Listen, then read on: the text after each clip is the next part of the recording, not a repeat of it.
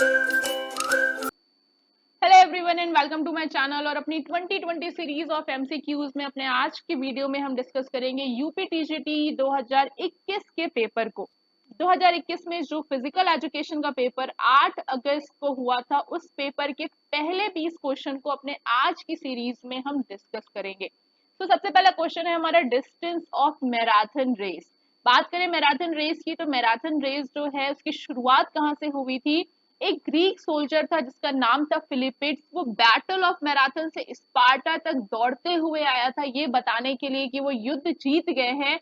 और उसने जो डिस्टेंस दौड़ी थी उसके बाद वो मर गया था, लेकिन उसने जो ये बात बताई थी तो उसने दो वर्ड्स बोले थे। उसने जो वर्ड्स बोले थे दे वर रिजॉइस वी कॉन्क्यूर। तीन वर्ड्स हो गए वैसे। तो ये जो है ये भी एग्जाम में कई बार पूछा गया है कि फिलिपिड्स ने कौन से वर्ड्स बोले थे जब वो बताने आया था कि वो युद्ध जीत गए हैं। हिंदी में लिखा रहता है कि खुशी मनाओ हम जीत गए। तो डिस्टेंस ऑफ मैराथन रेस अभी जो प्रेजेंट डिस्टेंस है दैट इज 42.195 किलोमीटर, लेकिन हमेशा से डिस्टेंस ये नहीं रही। माइल्स में बात करें तो दिस इज 26.2 माइल्स। इसकी डिस्टेंस जो है वो चेंज हुई है 1896 में जब ओलंपिक की शुरुआत हुई थी। तब इसकी डिस्टेंस जो है 40 किलोमीटर हुआ करती थी। 1896 में ही ओलंपिक की शुरुआत हुई है एंड ये फर्स्ट ओलंपिक का हिस्सा था मैराथन रेस। 1896 के बाद 1908 ओलंपिक में इसकी जो डिस्टेंस है उसमें चेंज लाया गया। और उसकी चेंज लाने की वजह ये थी कि वो मैराथन रेस जो है वो रॉयल बॉक्स के सामने फिनिश हो। उसके बाद 1924 ओलंपिक से ये ऑफिशियल हो गया कि जो मैराथन रेस है उसकी डिस्टेंस 42.195 किलोमीटर होगी। सो जो आंसर है दैट इज 42.195 किलोमीटर। और जो इसके और क्वेश्चंस इससे बनते हैं वो ये कि जो फिलिपिड्स था या फिर जो ग्रीक सोल्जर था उसने क्या बोला था, that is rejoice we conquer. ये दो इंपॉर्टेंट क्वेश्चन यहाँ से बनते हैं। फिर हमारा नेक्स्ट क्वेश्चन है anatomy deal with the study of. तो एनाटॉमी और फिजियोलॉजी ये दो वर्ड्स जो है इनके बिना तो फिजिकल एजुकेशन का अस्तित्व ही नहीं हम कह सकते हैं। तो एनाटॉमी एंड फिजियोलॉजी ये दोनों ही वर्ड जो हैं ये बहुत ज्यादा इंपॉर्टेंट है फिजिकल एजुकेशन के लिए। और इसके जो भी अंदर में जो चीजें हैं वो भी बहुत ज्यादा इंपॉर्टेंट है फिजिकल एजुकेशन के लिए। तो हम बात करें इन दोनों वर्ड्स का बेसिक मतलब क्या है, तो एनाटॉमी एंड फिजियोलॉजी दो चीजें हैं। एनाटॉमी का मतलब होता है structure of human body, this is the study of structure. यानी अगर आप पढ़ रहे हैं किसी भी ह्यूमन पार्ट के स्ट्रक्चर के बारे में, जैसे अगर आप ये पढ़ रहे हैं कि हार्ट की मसल्स कैसी होती हैं, उसमें कौन सी मसल्स पाई जाती हैं, उसमें कार्डियक मसल होती है।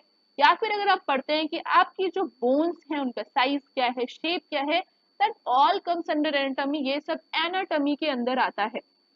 बात करें अगर फिजियोलॉजी की, तो फिजियोलॉजी में हम पढ़ते हैं फंक्शंस के बारे में। जब भी हम ये पढ़ते हैं कि हमारा हार्ट किस तरह से बीट करता है, ब्लड फ्लो कैसे होता है, उसका सर्कुलेशन कैसे होता है, लंग्स किस तरह से फंक्शन करते हैं, तो वो सारी चीज आती है आपकी फिजियोलॉजी में। तो ये है basic difference anatomy and physiology का। एनाटॉमी जो है वो होता है structure, study of structure of human body. And जो फिजियोलॉजी है that is the study of function of human body parts. So the answer will be C. जब तक मैं आंसर बता रही हूँ तब तक आप आंसर जो है वो कमेंट बॉक्स में डाल सकते हैं, चेक कर सकते हैं अपना नॉलेज लेवल।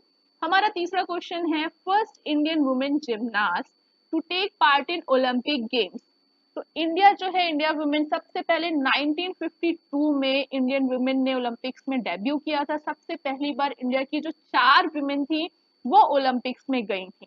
लेकिन हम यहाँ पे बात कर रहे हैं कि पहली जिमनास्ट कौन थी जिसने ओलंपिक में पार्टिसिपेट किया था, तो इसका आंसर बहुत इजी है, शी इज दीपा कर्माकर, जिन्होंने 2016 के रियो ओलंपिक्स में डेब्यू किया था एज अ जिमनास्ट। एंड उनकी जो पोजीशन थी उस वक्त फोर्थ पोजीशन रही थी। 2020 में जो टोक्यो में ओलंपिक्स हुआ उसमें भी उन्होंने पार्टिसिपेट किया था। बात करें अंजू बॉबी जॉर्ज और पीटी उषा की, तो इन्होंने 2004 एथेंस ओलंपिक में डेब्यू किया था। इनका जो इवेंट था वो था लॉन्ग जंप और उस वक्त उनकी जो पोजीशन है वो फिफ्थ पोजीशन रही थी। पीटी उषा की बात करें तो उन्होंने 1980 मॉस्को में डेब्यू किया था ओलंपिक्स में। एंड कल्पना चावला जो है वो स्पोर्ट से बिलोंग नहीं करती हैं, वो एक अंतरिक्ष यात्री हैं।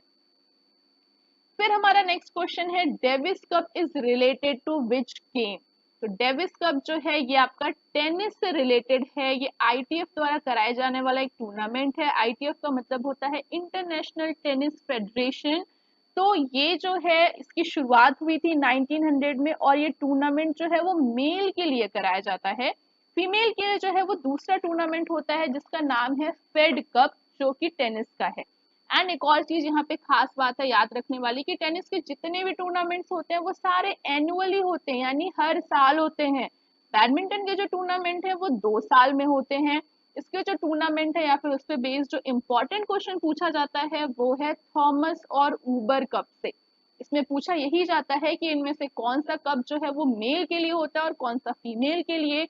तो थॉमस कप जो है वो मेल के लिए होता है, जिसकी शुरुआत 1948 में हुई थी। एंड ऊबर कप जो है वो फीमेल के लिए होता है, जिसकी शुरुआत हुई थी 1956 और 57 में। अगर आपने कॉपी किताब लेके बैठे हैं तो आप साथ में चीजें नोट डाउन कर सकते हैं। I also have noted all these things, तो इसलिए मुझे पढ़ाने में बहुत ईजी हो रहा है। तो अगर आप इसे लिखेंगे तो आप दोबारा जब पढ़ेंगे तो आपको रिकॉल करने में बहुत आसानी होगी। फिर हमारा नेक्स्ट क्वेश्चन है, who suggested the body type pyknic athletic and asthenic. तो ये जो बॉडी टाइप है, जितने भी लोग हैं सबके सब साइकोलॉजिस्ट हैं। इन्होंने बॉडी टाइप को जो है वो सजेस्ट किया है या फिर पर्सनैलिटीज को डिस्क्राइब किया है अपनी किसी किताब में या फिर अपनी किसी थ्योरी में। तो सबसे पहले अगर हम बात करें शेल्डन की, जिनका पूरा नाम जो है वो विलियम हर्बर्ट शेल्डन है, मैं शॉर्ट में WH शेल्डन लिख देते हैं। इन्होंने जो बॉडी टाइप डिस्क्राइब किया वो सोमैटो टाइप डिस्क्राइब किया था, जो कि 1954 में एक किताब थी जिसका नाम था एटलस ऑफ मैन। ये क्वेश्चन थोड़ा सा और डीप हो गया, बट इतनी रिसर्च की है, that's why I am telling you. आप भी लिख लीजिए, शायद आपके भी काम आ जाएगा। तो इन्होंने जो सोमैटो टाइप जो है वो किए थे कि जो बॉडी टाइप है 3 तरह के होते हैं उनके हिसाब से, एंडोमॉर्फ, मीजोमॉर्फ, एक्टोमॉर्फ। क्रेचमर जो है इनका पूरा नाम जो है वो है अर्नस्ट क्रेचमर। इन्होंने, ये एक जर्मन साइकेट्रिस्ट है और इन्होंने फिजिक एंड कैरेक्टर पे एक आर्टिकल लिखा था। एंड इन्होंने ही जो बॉडी टाइप है पाइकनिक एथलेटिक एंड एस्थेनिक ये सजेस्ट किए थे। So the answer will be B. फिर यहाँ पे जंग, इनका पूरा नाम जो है वो है कार्ल जंग। इन्होंने क्या किया था, इन्होंने कहा था कि जो पर्सनैलिटी है वो 2 तरह की होती हैं। 2 तरह की जो है वो है एक्सट्रोवर्ट एंड इंट्रोवर्ट। एक्सट्रोवर्ट वो लोग होते हैं जो खुले मिजाज के होते हैं या फिर जो चीजें बहुत जल्दी शेयर करते हैं, लोगों से बहुत जल्दी घुल मिल जाते हैं। इंट्रोवर्ट वो टाइप के लोग हैं जो अपने में रहना पसंद करते हैं, बहुत जल्दी चीजें शेयर नहीं करते या फिर लोगों से बहुत जल्दी इंटरेक्ट नहीं होते हैं। हॉल की बात करें तो ये घर का हॉल नहीं है, ये है जी स्टैनले हॉल। जी स्टैनले हॉल ये भी जो है एक साइकोलॉजिस्ट थे। उनके बारे में उनकी भी कुछ थ्योरीज थी, बहुत ज्यादा डीप पढ़ने की आपको जरूरत नहीं है, आपके लिए इतना काफी है। फिर बात करें अपने नेक्स्ट क्वेश्चन की, that is the weight of men's javelin. So javelin is the नया ट्रेंड ऑफ इंडिया, यानी हैशटैग जैवरन तो चल ही रहा है, बहुत सारे लोगों ने शॉर्ट्स भी बनाया होगा। जैवलिन का जो वेट है मेन के लिए दैट इज 800 ग्राम। उसके साथ और भी कुछ चीजें हैं जो हम पढ़ेंगे, दैट इज लेंथ। लेंथ क्या होती है जैवलिन की, तो जो मेल का या फिर मेंस का जो जैवलिन है उसकी लेंथ होती है 2.6 से 2.7 मीटर, ये मेल की है। फीमेल का जो जैवलिन है उनका वेट होता है 600 ग्राम। लेंथ की बात करें तो वो होती है 2.2 से 2.3 मीटर। अब जेवलिन के बारे में एक इंटरेस्टिंग बात बताएं तो 1984 में एक जन ने जेवलिन कितना दूर फेंका था, 104.80 मीटर। तो बहुत ज्यादा है। तो हुआ क्या, उसके बाद जेवलिन की जो बनावट है उसमें चेंज किया गया। उसकी बनावट में चेंज ये किया गया कि उसकी सेंटर ऑफ ग्रेविटी जो है वो 4 सेंटीमीटर आगे शिफ्ट कर दी गई 1986 से। ये जो कारनामा है ये 1984 में हुआ था, तो ये चीज चेंज की गई ताकि जो जेवलिन है वो बनाए हुए सेक्टर और सेफ एरिया में ही गिरे। इसलिए इसकी जो सेंटर ऑफ ग्रेविटी है जेवलिन की वो 4 सेंटीमीटर आगे बढ़ाई गई। एंड फीमेल के लिए भी सेम चीज की गई 1999 में। So this was a fact. और इसके बारे में जो कुछ और चीजें हैं कि जैवलिन का जो सेक्टर है वो कितना होता है, तो भाई वो 29 डिग्री का होता है। और एक रूल है जैवलिन का कि जब तक जैवलिन गिर नहीं जाता, जैवलिन फेंकने वाला जो थ्रोअर है वो अपनी बॉडी को 360 डिग्री टर्न नहीं कर सकता, यानी पूरा जो है वो घूम नहीं सकता। So this is all for javelin. फिर हमारा नेक्स्ट क्वेश्चन है, which is not a technique of finish the race. तो इसका जो आंसर है यूपीटीजीटी में वो गलत लिखा हुआ था, वो शायद बाद में सही भी हो गया। तो यहाँ पर जब भी आप रेस को फिनिश करते हैं तो उसकी टेक्निक्स होती हैं। एक रन थ्रू है, रन थ्रू का मतलब आप दौड़ते हुए चले जाओ, that is called run through. Shoulder shrug का मतलब होता है कि जब आप फिनिश करते हैं तो आप अपना किसी भी एक साइड के शोल्डर को आगे की तरफ ड्रॉप करते हैं, सो दैट जो आपकी टाइमिंग है या फिर आप जो है जल्दी फिनिश करें। एक होता है टॉर्सो फिनिश। टॉर्सो फिनिश में हम क्या करते हैं कि अपने दोनों ही आर्म्स को थोड़ा सा पीछे और चेस्ट को आगे की तरफ पुश करते हैं, सो दैट आपका जो फिनिश है वो जल्दी हो जाए। रीजन यही है, हम जो टेक्निक इसलिए यूज करते हैं ताकि फोटो फिनिश में जो है हम आगे दिखें। तो ये जो तीन तरह हैं, ये तो टेक्निक हो गई आपकी रेस को फिनिश करने की। लंच क्या है? लंच एक तरह की एक्सरसाइज होती है। So this is not a technique to finish the race. फिर हमारा नेक्स्ट क्वेश्चन है, which one of the following is not a endocrine gland. तो भाई ग्लैंड कितने तरह के होते हैं? ग्लैंड दो तरह के होते हैं, एक होता है एक्सोक्राइन और एक होता है इंडोक्राइन। इंडोक्राइन ग्लैंड वो ग्लैंड है जो हार्मोन या जो केमिकल्स है वो डायरेक्ट हमारे ब्लड में डालते हैं, उन्हें हम बोलते हैं इंडोक्राइन। और जो डायरेक्ट ब्लड में नहीं डालते हैं, जैसे स्वेट ग्लैंड, जो पसीना है वो डायरेक्ट ब्लड में नहीं जाता, और जो हमारे माउथ में सेलिवरी ग्लैंड है जो सलाइवा प्रोड्यूस करता है, तो ये सब आते हैं आपके एक्सोक्राइन ग्लैंड में। यहाँ पे पूछा गया है कि इनमें से कौन है जो एंडोक्राइन ग्लैंड नहीं है। तो सबसे पहला जो है वो है पिट्यूटरी। पिट्यूटरी को हम मास्टर ग्लैंड के नाम से भी जानते हैं, ये क्वेश्चन एग्जाम में पूछा जा चुका है कि किस ग्लैंड को मास्टर ग्लैंड के नाम से जाना जाता है, तो दैट इज योर पिट्यूटरी। ये जो है आपके पी का मतलब मटर के दाने के बराबर होता है और आपके ब्रेन में सिचुएटेड होता है। एड्रीनल ग्लैंड, जिसकी आपको यहाँ पे इमेज दिख रही है, ये आपकी दोनों ही किडनी के ऊपर होता है एंड इसे इमरजेंसी ग्लैंड के नाम से जाना जाता है। इसे इमरजेंसी ग्लैंड के नाम से इसलिए जाना जाता है कि जब भी आप किसी इमरजेंसी सिचुएशन में होते हैं तो ये आपकी बॉडी में सीक्रेट होने के बाद, जो कि सीक्रेट करता है एड्रीनलाइन नाम का हार्मोन, वो आपकी बॉडी में जाता है, आपका ब्लड प्रेशर बढ़ा देता है, आपका ब्लड फ्लो बढ़ा देता है, ताकि आप उस इमरजेंसी सिचुएशन से कोप अप कर सकें। फिर है हमारा पेंक्रियास। पेंक्रियास जो है वो इंसुलिन सीक्रेट करता है ताकि बॉडी में ब्लड शुगर को मेंटेन किया जा सके। तो इनमें से कौन सा जो है वो एंडोक्राइन ग्लैंड नहीं है? दैट इज पेरिफेरल, जो कि पेरिफेरल नर्वस सिस्टम होता है। फिर हमारा नेक्स्ट क्वेश्चन है, how many officials are required for a volleyball match during Asian games. अगर इस क्वेश्चन की बात करें तो थोड़ा सा कॉन्फ्लिक्ट आता है, लेकिन फिर भी जो इसका आंसर है वो 8 है।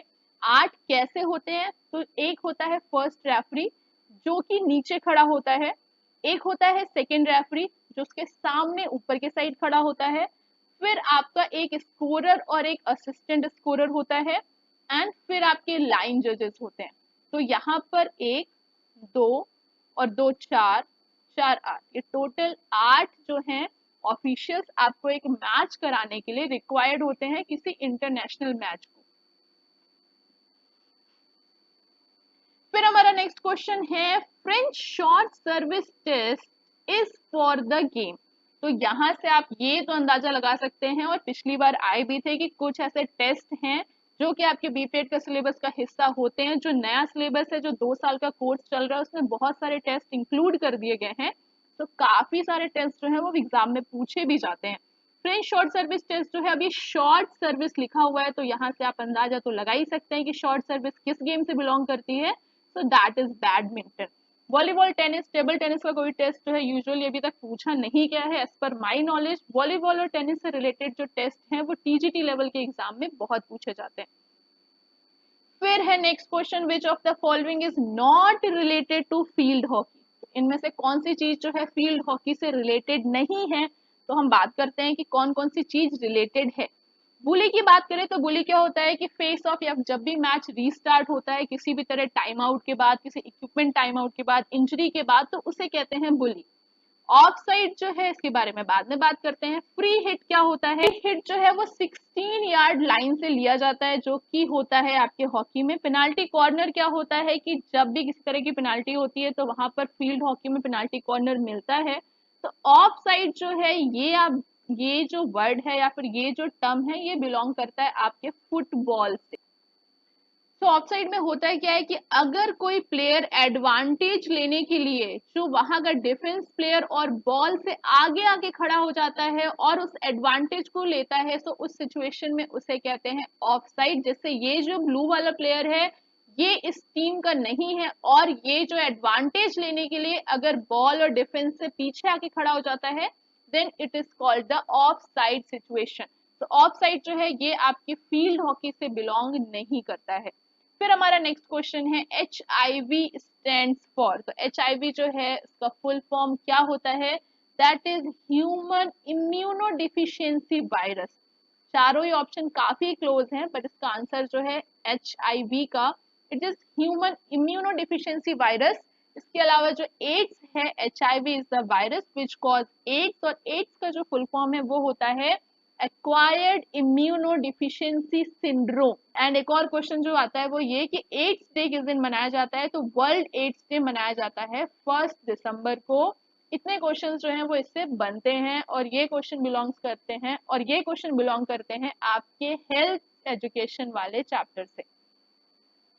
फिर हमारा नेक्स्ट क्वेश्चन है which of the following is not a component of after youth physical fitness test. तो अगर हम करेंटली की बात करें तो 6 टेस्ट उसमें होते हैं after youth physical fitness test में, जिसमें कि होता है आपका पुलअप्स या फ्लेक्स डाउन हैंग, फिर आपका होता है सिटअप्स, फिर आपका होता है स्टैंडिंग ब्रॉड जंप, इसके अलावा आपका होता है 50 मीटर डैश, जिसे आप 50 यार्ड भी लिखा होता है क्योंकि ये टेस्ट जहां पे बना है वहां 50 यार्ड ही है। देन जैसे 600 यार्ड रन या वॉक, इसके अलावा होता है आपका शटल रन। तो ये 6 टेस्ट आइटम आपके आफर में होते हैं, बट जो जर्मन ड्रिल है वो आपके टेस्ट का हिस्सा नहीं है, after youth physical fitness test का। बट इसमें कंफ्यूज नहीं होना है कि शटल रन को जर्मन ड्रिल लिखा है, ऐसा बिल्कुल भी नहीं है। फिर हमारा नेक्स्ट क्वेश्चन है interval training method was develop by. तो जो फिजिकल एजुकेशन में स्पोर्ट्स ट्रेनिंग तो बहुत इंपॉर्टेंट है, और जो ट्रेनिंग मेथड है इनके ईयर, कौन सा ट्रेनिंग मेथड किसने इन्वेंट किया, ये भी आपके लिए बहुत इंपॉर्टेंट पोर्शन है जो कि आपको याद रखना होता है। तो जो इंटरवल ट्रेनिंग है वो किया है डॉक्टर वोल्डमर क्रेस्लर ने। तो भाई डब्लू का मतलब जो है वो है वोल्डमर, जो कि यहाँ शॉर्ट फॉर्म में निपटाया, लेकिन आप पूरा लिख लीजिए। इन्होंने जो है इंटरवल ट्रेनिंग मेथड को इन्वेंट किया। और इंटरवल ट्रेनिंग मेथड जो है वो किस चीज पे फोकस करता है? वो फोकस करता है इनकम्प्लीट रिकवरी पे। जैसे होता है क्या इसमें कि आपको यहाँ तक दौड़ते हुए जाना है, मान लीजिए 60 मीटर की डिस्टेंस है और वहां से आपको फिर जॉग करते हुए आना है, अगेन आपको दौड़ते हुए जाना है। तो this is called interval training method, जिसमें आपका जो हार्ट रेट है वो मान लीजिए एक 60 से 180 तक किया, फिर वापस 120 तक आया, फिर से 160 से 180 तक किया। आपको रिलैक्स मोड में नहीं लेके जाते हैं, सिर्फ इनकम्प्लीट रिकवरी देते हैं। This is called interval training method. अब ईवी आके इन्होंने कौन सा ट्रेनिंग मेथड जो है वो डेवलप किया? तो इन्होंने कंटिन्यूअस ट्रेनिंग मेथड जो है वो डेवलप किया था।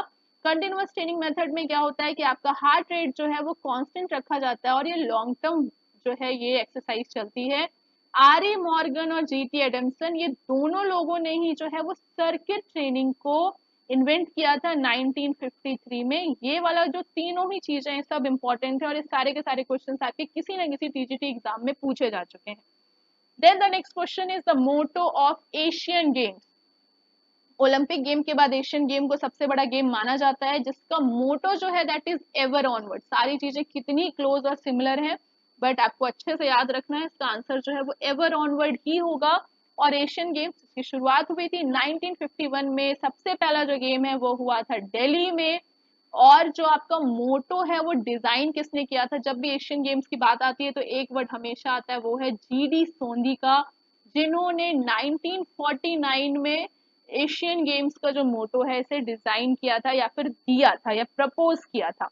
लास्ट एशियन गेम्स जो हैं वो हुए थे 2018 में जकार्ता इंडोनेशिया में, और नेक्स्ट होने वाले हैं 2022 में होंगजो चाइना में। लेकिन वो जो है कोविड की वजह से अभी उनकी जो डेट्स हैं वो क्लियर नहीं हुई हैं, अभी कब होंगी पता नहीं।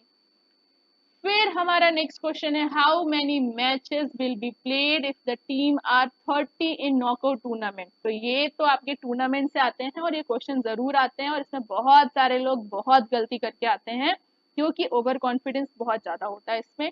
तो बात कर लेते हैं कि इसमें होता क्या है।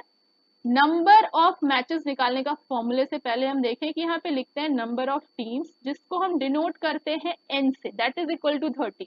आप अगर ये लिख रहे हैं तो इस चीज को जरूर लिखिए, n is for number of teams. तो नंबर ऑफ मैचेस निकालने का जो फॉर्मूला है वो नॉकआउट टूर्नामेंट में क्या होता है, कमेंट सेक्शन में बता दीजिए। दैट इज n-1, यानी 30-1 करेंगे तो मैचेस हो गए 29। तो यहाँ पे आपका 29 सही आंसर है।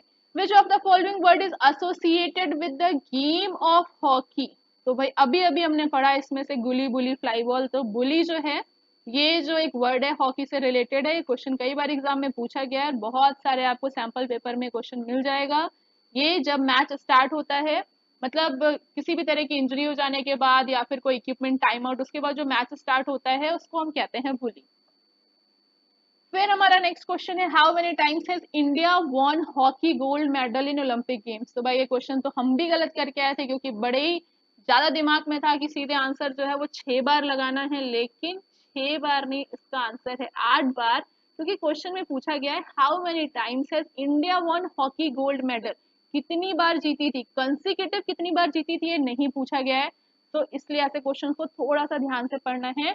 हुआ क्या कि 1928 से लेके 1956 तक जितने भी ओलंपिक हुए उसमें इंडिया का गोल्ड था, जो कि 6 कॉन्सिक्यूटिव गोल्ड था।